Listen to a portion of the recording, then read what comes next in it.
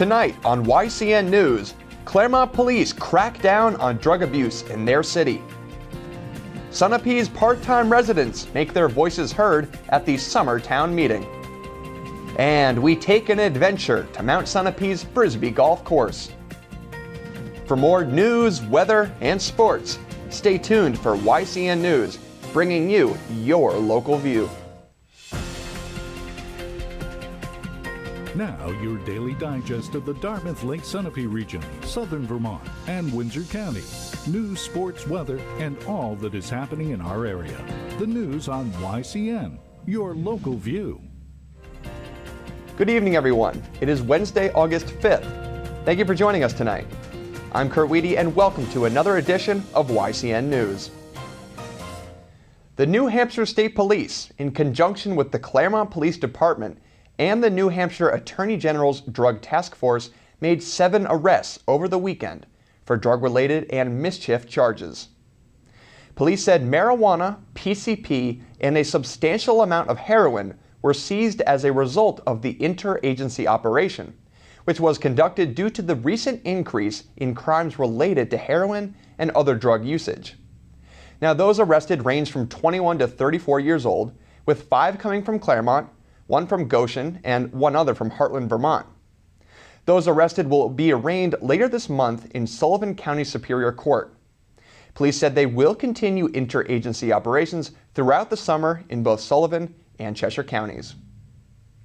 And on a related note, New Hampshire Governor Maggie Hassan and U.S. Senator Jeanne Shaheen held a press conference earlier this week in Laconia, New Hampshire, calling for bipartisan cooperation at the federal, state, and local levels to tackle the heroin and opiate crisis here in the Granite State.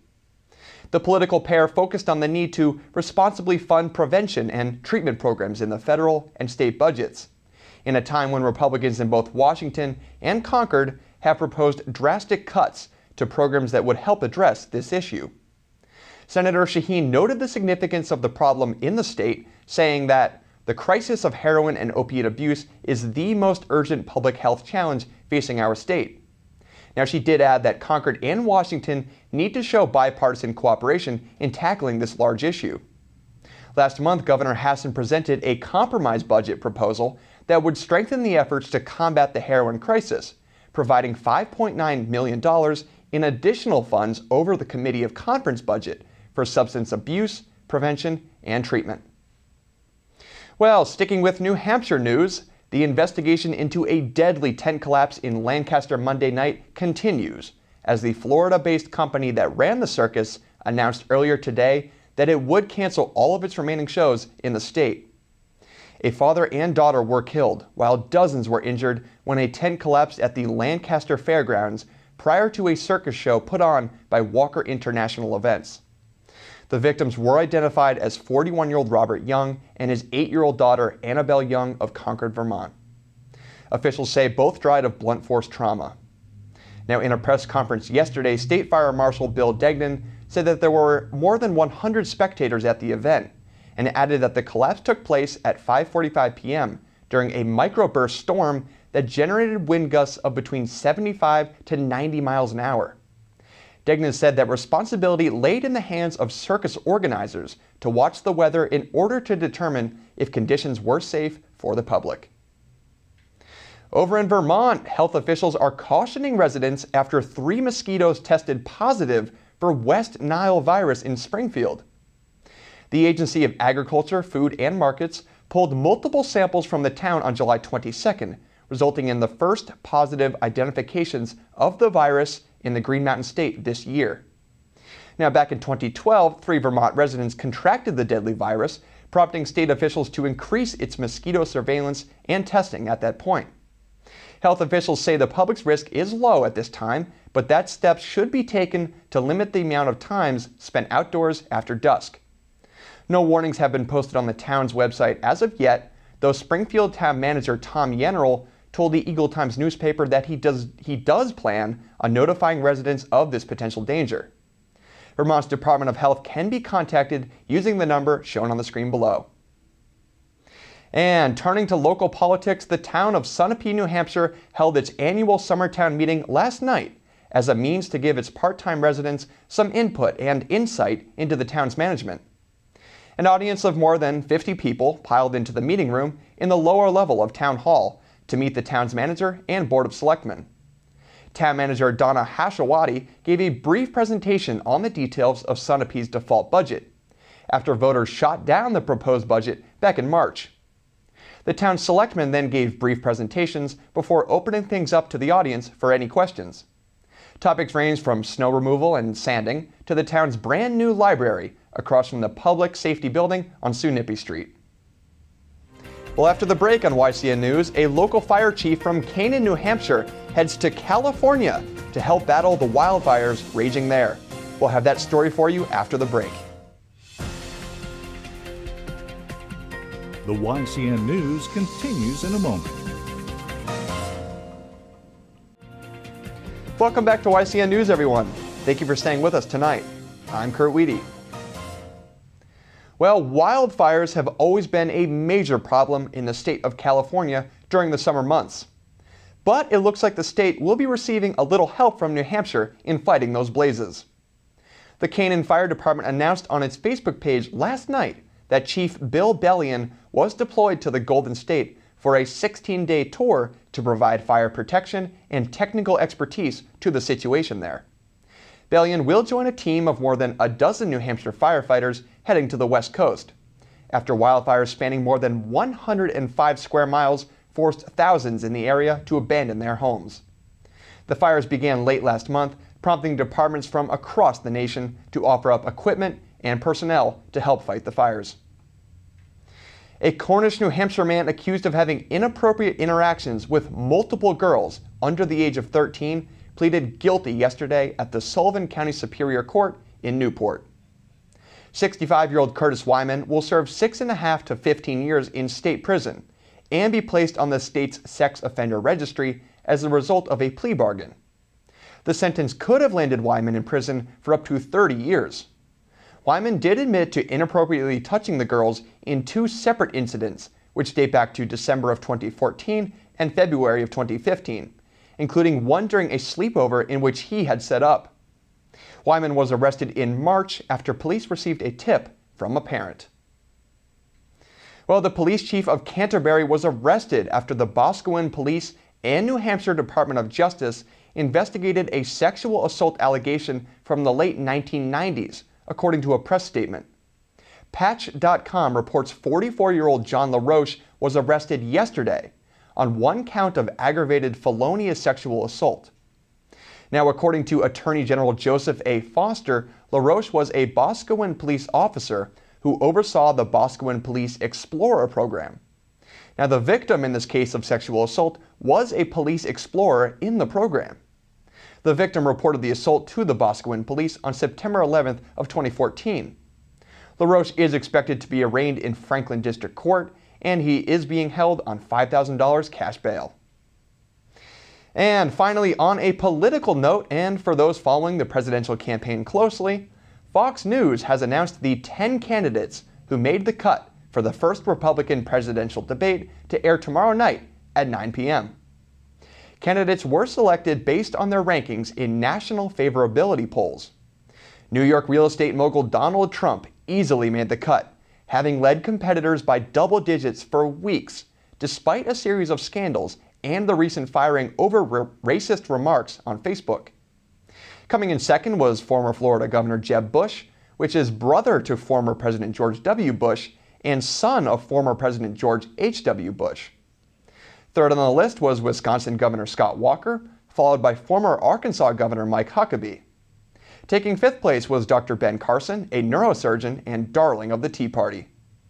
Senators Ted Cruz, Marco Rubio, and Rand Paul were 6th, 7th, and 8th, respectively.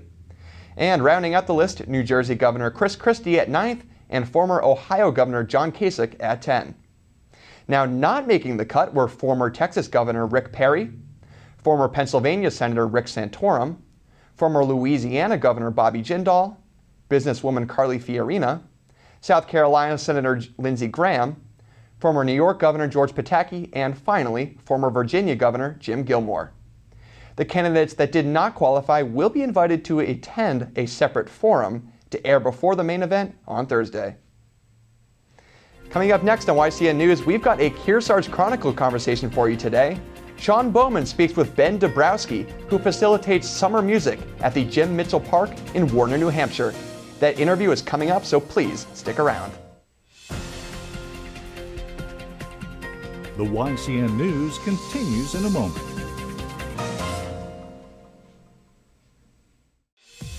Welcome back to YCN News. I'm Mike Pizzone. Well, it was a nice comfortable day out there with low humidity levels and temperatures in the mid-70s, and it looks like conditions will remain similar over the next several days. Skies will stay partly cloudy this evening with calming winds and temperatures bottoming out at about 54 degrees.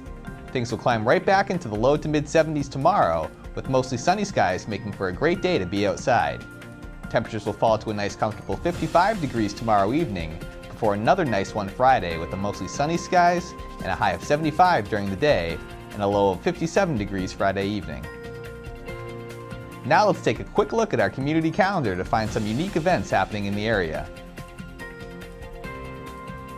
A debate watch party hosted by Trump for President will be held tomorrow from 9 to 10:30 p.m. at the Imperial Lounge on Washington Street in Claremont, New Hampshire. Refreshments and appetizers will be available. Call the number on the screen to find out more. Chester, Vermont's Summer Concert Series will continue tomorrow from 6:30 to 8 p.m. with a free performance from Jerry Gimmo and the East Bay Jazz Ensemble on the Academy Building lawn in downtown Chester. Audience members are encouraged to bring a blanket or chair to sit on. And lastly, the 82nd Annual League of New Hampshire Craftsmen's Fair will continue through Sunday from 10 a.m. to 5 p.m. at the Mount Sunapee Resort in Newbury, New Hampshire. Cost is $12 for adults, $10 for seniors and students, and free for children under 12.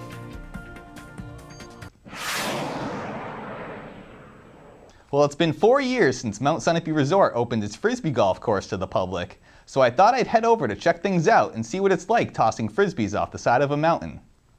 I'm here at the Mount Sunapee Resort in Newbury, New Hampshire, and I'm joined by Tom Hinman, who's an assistant supervisor here at the Adventure Park, and we're going to check out the disc golf course they have here. Yeah. So let's talk a little bit about, it's got 18 holes, it's been here for four years now. How have the public received the course? Yeah, a lot of, we get a lot of beginners, a lot of new guys, and then also we have a lot of pros, and so far people really like it. They get to ride the chairlift up and then kind of play, walk down. And so far it's pretty well received. It can be a challenging game, being a first-timer, but people don't get too frustrated and they always come back. So yeah, it's been going really well for us. Awesome. And I hear there's opportunities for people who enjoy the game and maybe want to become a little more competitive. You guys have opportunities for leagues and things like that? Yeah, we got a last year league on Monday nights. So anytime after 3 o'clock, we get family, friends. They come buy a round. And then, they play their 18, and then we do prizes and stuff at the shanty afterwards. Awesome. So it's great. Yeah, it's really awesome. Yeah.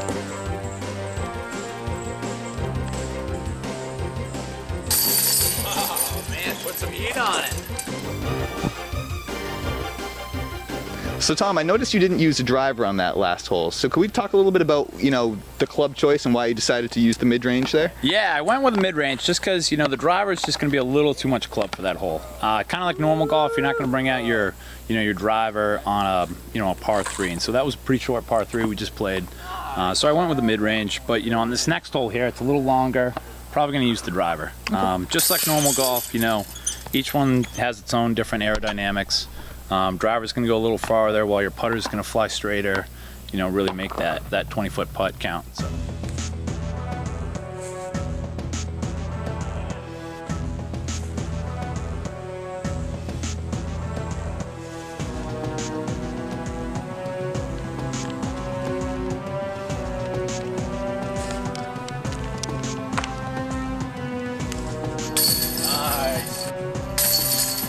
Thanks a lot, Tom. That was a lot of fun. It was definitely a challenging course, a lot of fun, unique terrain out there in the woods. So thanks for having us. Yeah, thanks a lot, guys. Really appreciate it coming by, and hopefully see you Monday night for Disc Golf League. Absolutely. We'll be sure to check it out. Thanks again. Thanks.